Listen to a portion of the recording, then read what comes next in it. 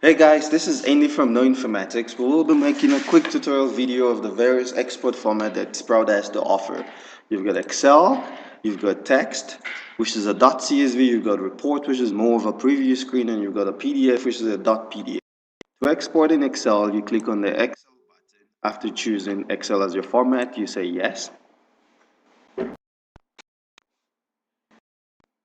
And it will ask you to save. I will be overwriting that file. I will save as, say yes, and that's that. If I need to save as a .csv, I click on text, choose the text file icon.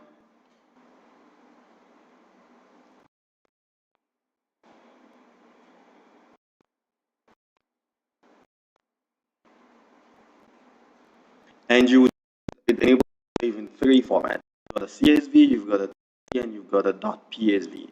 So you save, I will be overwriting the previous file as well. And also once you can preview by report, and then it's going to open up the report for you. And you should be good to go. So you preview, you expand a bit, and then you will see the report. And if you click on PDF, you click on PDF,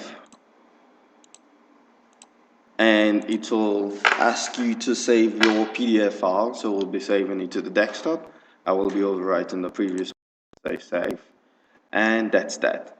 Thanks. Cheers.